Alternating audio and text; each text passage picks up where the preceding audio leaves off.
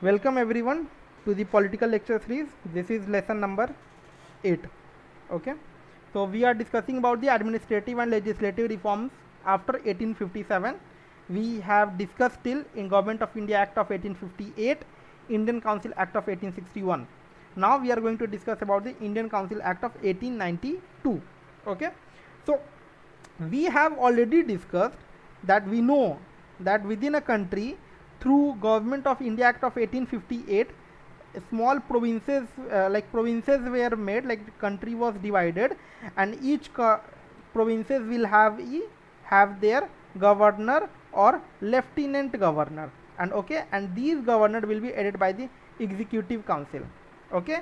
And they will work under the who, they will work under the secretary of state, and secretary of state will will also have their own council, so general in council. Okay. And the secretary of state reports to the crown. Okay. now now this within this council, within this general in council, and within this executive council, we Indians were allowed through Indian Council Act of 1861. Indians were allowed to participate into it, but their voice was not that there was a power to their voice. It was just to know their objective, what they think about any law or going to be, or whatever any law or rules that is going to be implemented within the provinces. So that's why, just to avoid any risk that happened into the 1857 Sepoy mutiny, regarding that, where British was not aware about that this kind of mutiny can happen. So to discard such things, they started to include Indians also in taking some decisions. Okay. So Indians were started to participate into the executive council also, and this legislative council also. So the people who are going to be participate into the legislative council, that is upper to it state, just think about central government, they were being nominated by the Bengal Chamber of Commerce. Okay. They are being nominated through this. Okay. And the non-official member, the Indian who is going to be work into this executive council through them, they will be, this is there, you can also call it as provincial council for the state kind of things. For the provincial council, they were going to be nominated by certain local bodies. They were going to be nominated by the certain local bodies, like through universities, then jamindars, district boards, municipalities, etc. Through them, their name will be given. Okay. And they will be elected to participate into the council of the government. Okay. Now the councils were to have the power of discussing the budget and addressing question to the executive. So they have the power to discuss. They only have the power to discuss. They don't have any vote kind of things, veto power or vote kind of things. They don't have that power. They just have the power to discuss and address the questions to the executive. They can raise a question to the executive and all, and they can answer it. And it was complete discrete sole that will be a discrete decision of the executive council. It's just that you are allowed to ask question to them. The Indians were allowed to question to them. So it simply means like they were allowed to participate in the administrative work of the British government. Okay. Now fourth one. Okay. Another, that is the last council act. So that is called as a Morley Minto Reforms and Indian Council Act of 1909. Okay. Now what happened under it? There were certain reforms that were recommended by whom? Secretary of State. Secretary of State was exercising the power of whom? Crown. and Secretary of State will have what? Secretary of State will have their own council of ministers. And how many ministers were there? Like how many people were there? It were total 15 at that time. But later it was increased by adding Indian people into that. That was the counted as a 16. That only one Indian member were allowed to it, and he raised this, like through this modular minimum reform, this number will increase from 16 to 60. Okay. So these reforms were recommended by the Secretary of State for India, and Secretary of State was who at that time? It was Morley Minto. It was Morley Minto. Morley Minto was the Secretary of State. And now, who was the Viceroy? Viceroy was our Lord Minto. Okay. So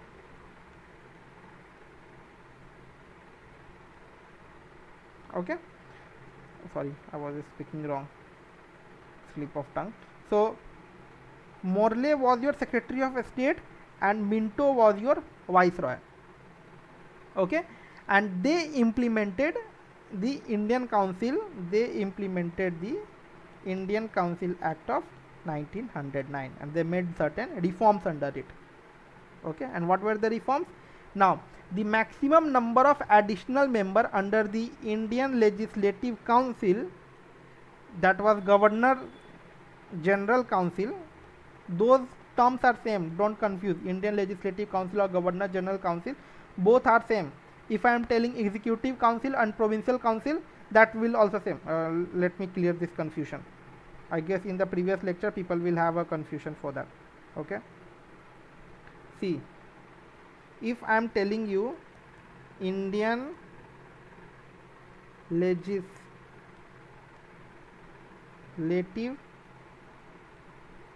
Council, so it means it is both are same. Governor General's Council, and consider this as today's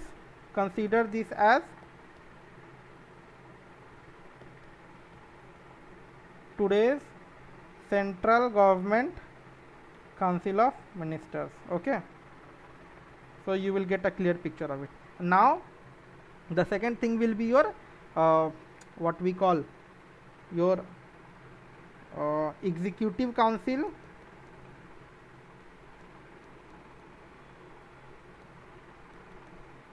was equal to your Provincial Council. Okay, both are same thing. These are nothing different. I've just because I was also getting confused. It is causing me slip of tongue while teaching. Okay. So the maximum number of additional members of Indian Legislative Council, Governor General Council, was raised. Earlier it was 16, like 15 plus 1 was Indian and 15 was your British official, and it 1 was your non-official, that was Indian. Okay.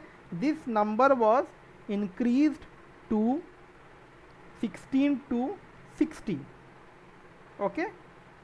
Executive excluding the executive councillors, including the councillors. Okay. So 60, and it provided for this act provided for the first time for the association of Indian with the executive councils of the Viceroy and governors. Okay. Now it like this act provided direct interaction for them. First time it provided first time for the association of Indians with executive council of Viceroy and governors. Okay. And who became the first Indian to join that Viceroy Executive Council?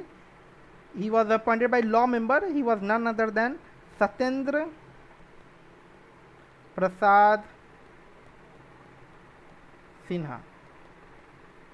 Okay, Satyendra Prasad Sinha was the first Indian to join the Viceroy Executive Council, and he was appointed by the law member. Like, someone has to nominate you, it was done by the law member. It also provides for the separate representation of the presidencies, corporations, chambers of commerce, universities, jamindar, Sikh, Indian Christians, Anglo-Indians, and Europeans. So, like, they categorized and they allowed them that they can give their separate representation. It was like earlier, like one Indian will be nominated for all the Indians. Now it is like, if you are a Christian, if you are from the university, if you want some one representative from your in, so individually more distribution they did, and they started to they can give separate representation from the different section of the society, like from jamindar, Sikh, Indian Christians, Anglo-Indians, Europeans, and all. Okay, now the size of the provincial council was enlarged by including elected non-official members, so that official majority was gone. Okay, now official majority within the council, within the provincial council, was reduced. Now British are not in majority always, because the number of Indians were increased. Number of Indians were increased. Okay, so the majority of the Britishers were gone within the provincial legislative council. Don't think about the this one, Indian Legislative Council. I am talking about the Executive Council. That provincial council, the majority of the Britishers were gone. Okay, but they were non, like, they were elected, but they don't have that much power. Okay, ultimately whatever the decision they will elect, they will vote some related to law A. Okay, law is passed from the provincial government, but when it go to the council of ministers of the central government, that is your governor general council, if they don't like, they have the power to reject it. Okay, so the size of provincial council was enlarged by including the elected non-official members, so that official majority was gone. Now an element of election was also introduced within the legislative council at the center also, but here the official majority was remained with the British council. So just try to understand, within the provincial council also Indian were included, and within the governor general council also Indian were included. Okay, but in this council majority was with Indian. Majority of Britishers were moved to Indian side, like the number of seats were increased, but in the governor general council they took the majority with themselves, and Indians were always less than the majority. Okay, so the legislative council were empowered to move the resolution, and the legislative council will have the power to move the resolution related to the budget, related to the public interest, like, except certain subjects like armed forces, foreign affairs, and Indian states. Those things will not be included within the subjects of, like, how currently we have a subject for the law, like subject list of separate laws for on the there are subject matters on which a state can make the law, there are subject matter on which center can make the law, and there are subject matter where both can make the laws. Okay, similar kind of things. Now still it is not introduced. These things we will see in the Montagu-Chelmsford reformed, those things will be introduced, but currently it is not introduced. It's just giving you a glimpse of it, like you can make the laws on certain things, and on certain things you won't be able to make the law. Okay, now the last important point, it provided for the first time for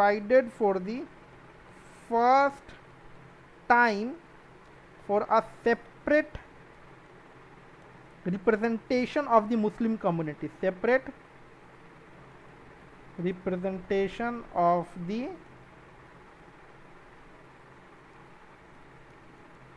Muslim,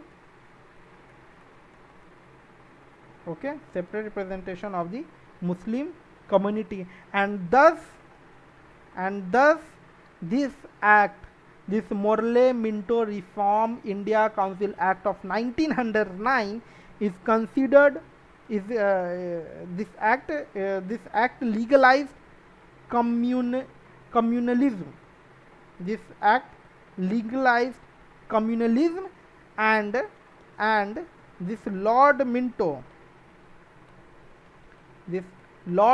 who was the viceroy, is considered, is called as the father of communal electorate.